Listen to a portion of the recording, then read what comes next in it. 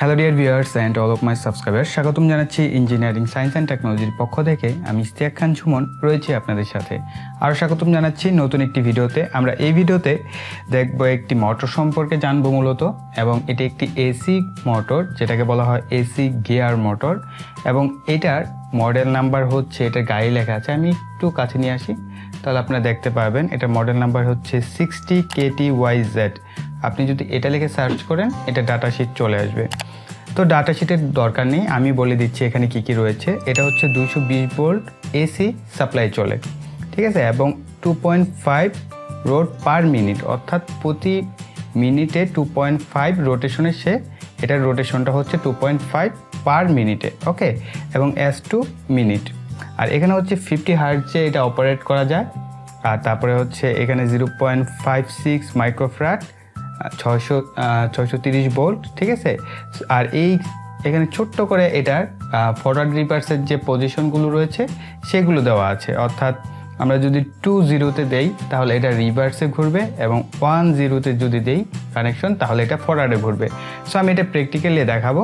So তার পূর্বে একটু বলে নিতে চাচ্ছি যে এই মোটরটা আপনারা কি কি কাজে ব্যবহার করতে পারবেন।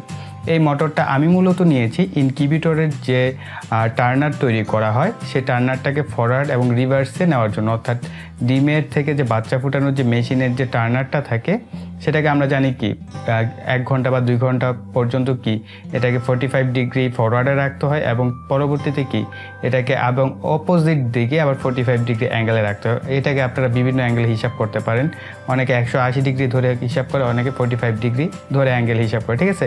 অর্থাৎ আমরা অ্যাঙ্গেলের জন্য আমরা এই মোটরটাকে ব্যবহার করব।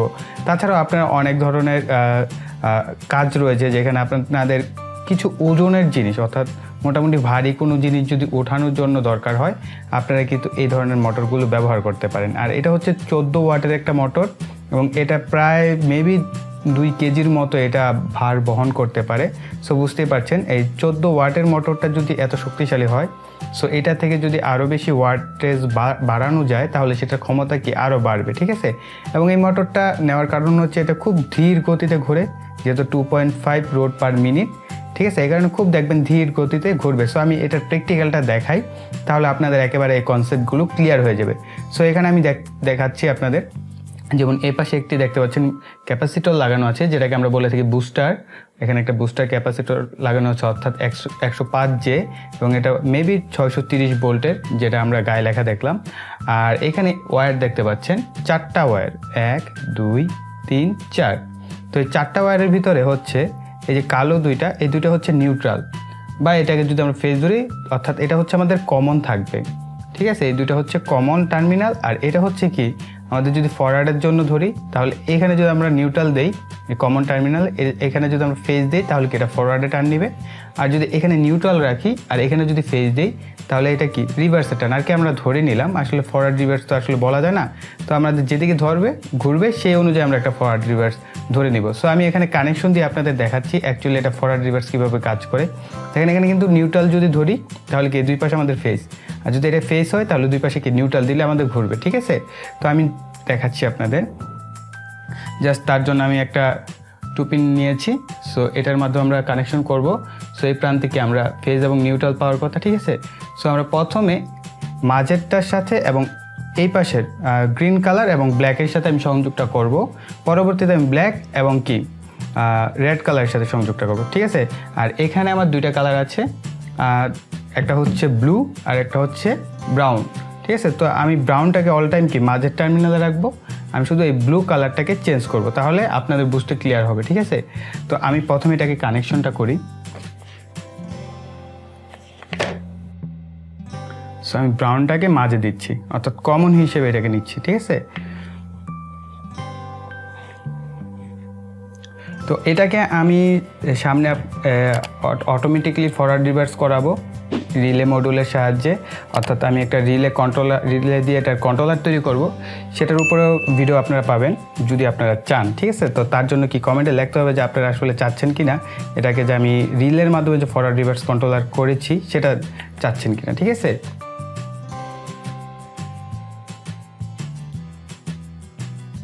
ওকে, তো আপনারা দেখতে পাচ্ছেন কমনের সাথে হচ্ছে ব্রাউন কালারটা, এবং এ পাশে যে সবুজ রঙের যে ওয়্যারটা আছে এটার সাথে আমি ব্লু কালারটাকে লাগিয়ে দিয়েছি, অর্থাৎ নীল কালারের যে তারটা আছে আমাদের সেটা লাগিয়েছি। তো এখন আমরা এখানে সাপ্লাই দিব। ওকে, তো আমি এটাকে দাঁড়া করাই দিচ্ছি। সো আপনাদের দেখলে বুঝতে সুবিধা হবে। এখানে আমি একটি সাদা রঙের একটি কস্টিপ লাগিয়েছি যাতে আপনারা বুঝতে পারেন কোন দিকে টার্নিং করছে আমাদের মোটরটি। ঠিক আছে, তো আমি এখন এটাকে সাপ্লাই দিচ্ছি। ওকে, সো আপনারা দেখতে পাচ্ছেন যে মোটরটা হচ্ছে আমাদের কি এদিকে, অর্থাৎ বাম দিকে, আমার দিকে হচ্ছে ডান দিকে আর আপনাদের দিকে হয়তো বা বাম দিকে টার্নিং করছে। ঠিক আছে, সো আমরা ধরলাম এটা ফরওয়ার্ড টার্নিং অবস্থায় আছে। ওকে, তো এখন আমরা এটাকে স্টপ করে দিব। এটা যেভাবে আছে এভাবে থাক। ঠিক আছে, এখন আমরা এই যে এইখানে যে ব্লু কালারের যে তারটা আছে এই তারটাকে খুলে নিব। আমরা এখন রিভার্স বায়াসটা দেখব।